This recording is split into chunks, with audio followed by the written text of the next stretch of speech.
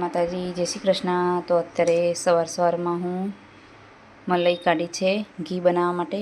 અત્યારે મલાઈ એકલી જ છે એટલે માખણ બનાવીશ અને માખણ બનાવ્યા પછી એનું ઘી બનાવીશ।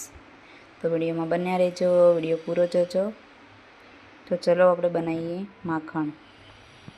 એ તો બરાબર હલાવી દીધું છે અને વધારે ઠંડુ છે એટલે એમાં થોડું આપણે ગરમ પાણી રેડીશું અને પછી ગ્રાઇન્ડ મિક્સરથી આપણે એને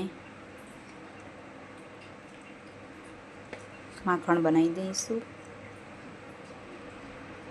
તો આવું થઈ ગયું છે, હજી થોડીક વાર છે, થોડી વાર આપણે ચમચાથી હલાવીશું તો આવી જશે। તો માખણ આપણે ગરમ કરવા બી મૂકી દીધું છે, તો અત્યારે ગરમ થાય છે।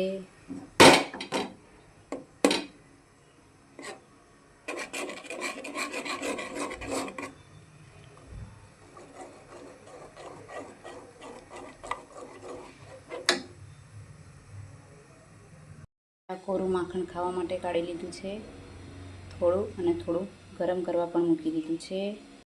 તો ઘી બનવાનું ચાલુ થઈ ગયું છે, તો થોડી વારમાં ઘી બનીને તૈયાર થઈ જશે। તો ફરી મળીશું નવા વિડીયો સાથે। જય માતાજી, જય શ્રી કૃષ્ણ।